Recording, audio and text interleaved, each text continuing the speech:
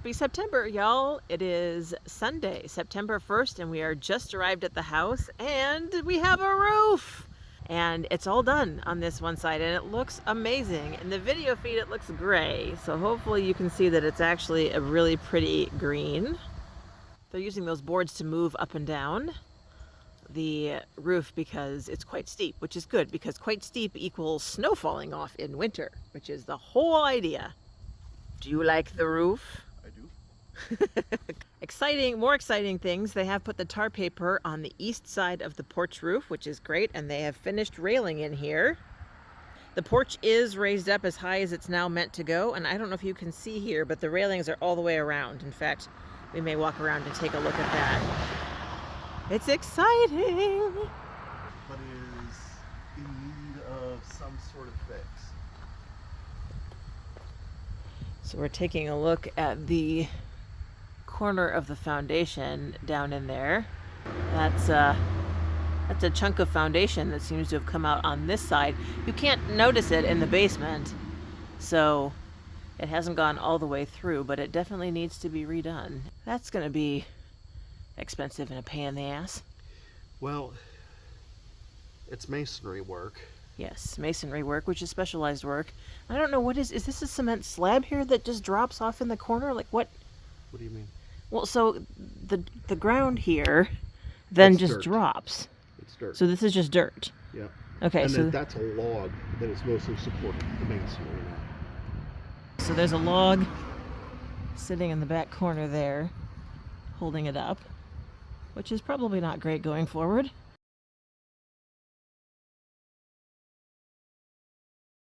One of the things that we have noticed about some of these placeholder pillars is that they're starting to kick out, which I assume is a function of how load-bearing structures work.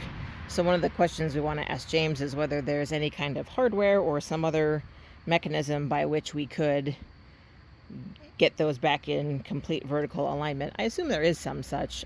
This is a little bit beyond me, the building stuff, but that one is the most noticeable. Of course, in a perfect world, what we would have done is we would have replaced the entire posts, right? All the way down. We would have put brand new posts up here and resunk them and all that stuff. We don't have the finances to do so, and honestly, we don't need to do so. The structure itself is quite sound. We just need to make sure that it's fully supported underneath. So other porch stuff, I mentioned in a previous video that this section has been reinforced, which is great. We're also going to ask them to continue the supports all the way to the end so that it looks visually consistent, and also you can't have too much support, right? Especially since we anticipate going in and out of this mud door quite a lot. So we're going to ask them to go ahead and put the supports all the way through and then put concrete down here so that it all just looks the same. I can't remember if I told you guys, but when the James's crew started working on the property, they said there was a den of foxes living under the porch, and I believe, and Peter confirmed, this is one of the nests. Now, of course, they have since moved out because there's a lot of people here now and it's no longer a safe, peaceful sanctuary for them, but interesting that the den is still there. They must have thought they had it made, finding a place to camp out here, and we're probably, maybe they don't get upset, maybe animals don't get upset, but I think they would have been upset to have to move and go to a new location after they had such a schwanky one already staked out. So the reason all of that material is on the ground is that they have stripped off all of the old roofing here on this side, and it looks like they're about ready to tar paper it, which is really exciting. Had to climb all the way up on the hill here to get you guys a decent shot, so progress is definitely happening.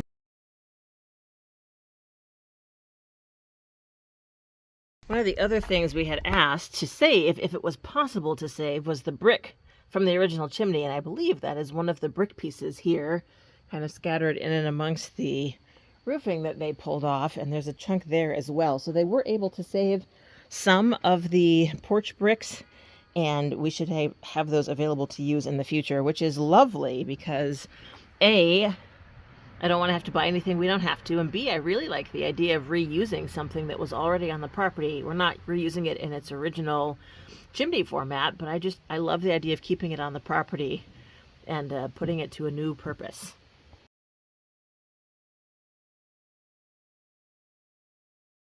Big changes here in what we're calling the TV room. They've set it up as kind of command central. So they've got a really cool portable saw set up in here, some kind of circular saw. The other thing that's really neat, every time we've come in here over the summer, it's noticeably cooler inside than it is outside, which I find intriguing because as far as Peter and I understand it, the insulation situation in this house is pretty negligible. So to have a definite feeling of coolness, at least on the first floor when we come in, is quite nice, actually. I'm guessing it's going to be toastier upstairs because I think upstairs has had more sun on it. Peter says there are piles of insulation upstairs as tall as I am, and while I'm not super thrilled to film that for you all, I feel like it's part of the journey, and we definitely need to get it on film. So we're going to go upstairs, and I'm going to be sad about how messy it is. So I spotted a pile when we came up, and yes, indeed, that is a great deal of insulation. That came out of the ceiling. And the reason we had it pulled is it's actually quite good insulation, or was quite good insulation when it was first put in, and it lasts a long time unless it gets wet. And unfortunately, because the roof was leaking, it got wet. And so James said, hey, would you like me to pull it out and put new stuff in? And we said, yes, please. We would very much like some kind of insulation between us and our brand new roof. So that's part of the insulation. I see so there was some stuff in the attic. Is that where this stuff came from? Yeah. And there's a bird cage, a couple bird cages. Yeah. There's a couple of, I'm assuming, Easter-ish baskets. There are a couple interesting things in that pile too. It's not as terrible as I imagined. I was imagining it up to like the ceiling. So this is not horrible. I don't know if this is going to show up well because it's through the beams, but these are the beams that are in our ceiling, and right behind the beams, that's what's left of the brick chimney that they've taken below the line. You can see there, that's where the chimney came out. This is the side, this is the south side, that's the side that's been finished. That's the north side, that's the side that hasn't been finished. And that is what our attic looks like. Let me see if I can zoom in here. There's the big brick chimney. And there you can see one of the cross beams going through the attic. One of my fond dreams when we have lots of money, which is going to be many years down the road, is to actually finish the attic and use it as maybe a studio or a library or some kind of, recreation entertainment space. But that is many years down the road because it has to be, there's no floor.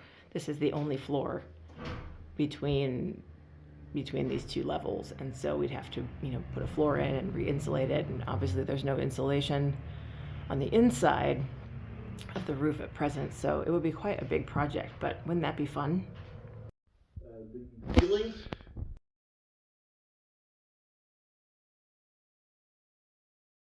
Interestingly, so Peter was here on Friday, and he talked to both the electrician and the general contractor who were here, and I don't remember if I told you guys, but one of the things that Karen had told us, Karen is our next door neighbor, she told us that the kitchen fell off. She told both Peter and I that on 2 separate occasions, and we thought she meant whatever was extended on the house that this door led to. But actually, now that Peter has had a chance to talk with the electrician about how this works, Peter thinks she's right. Peter thinks that part of this kitchen extension did at one point maybe not completely fall off, but have some sort of foundation issue. This is modern wiring. Okay. These are modern outlets. Well, more modern outlets. These are outlets and these are grounded outlets at least, and this is the only modern window in the house. So, okay. So the question then is, how is this wall older with the cloth wiring and the older system into the same room? And then the 3 surrounding walls are newer and have the newer electrical outlets and have a modern day window. So maybe Karen was right. Maybe some part of it did fall off, or maybe there was some sort of structural issue and they had to replace the 3 exterior walls of the extension, and that's why they're in better shape. So intriguing, very intriguing, and a little disconcerting. But it feels solid now, and there's nothing in the basement that looks hinky, so we're going to assume that whatever repair they did a pretty good job. The other thing I want to show you guys, because it's great to see here, these are the cloth wires. We had assumed, because this place has been so DIY'd, that a lot of these cloth wires ran all the way through the house.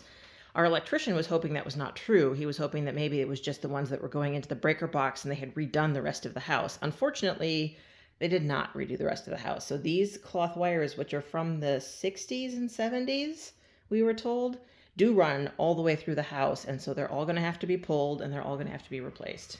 Patrick and Dan, who are our two electricians, were here on Friday working on it. The other thing that they discovered that Peter told me, and I think they've discovered this upstairs, they turned off, or they thought they turned off, the electricity that was running through the wires they were working on, and there was still a really low grade voltage, amperage, back current.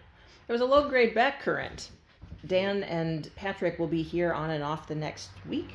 And a lot of the wires also carried more than one, not these that are small ones, but a lot of the other ones that go through the walls carried more than one wire. Ah, that's right. And the ones that they weren't wired in standard ways that went to one area and were on one circuit, but instead crossed circuits. So if you shut off power to one circuit to work on that area of the house, they'd still be live because the other wires that are in the bundle on another circuit are still on. Yep. Aha, okay, that makes sense. We had assumed from the walkthroughs we did of this house and the other kind of DIY efforts that things were going to be messy in the walls, and that has turned out to be true. But happily, Dan and Patrick are going to fix it, and going forward, we will have nice, clean lines. Thank you so much for joining me and us as we celebrate the first part of the roof being done. Now that that south side of the roof is done, I am super excited to see what the rest of the house looks like. I am really looking forward to seeing just how well the vision of green roof and white house comes to life. So I will see you soon in my next video. Bye for now.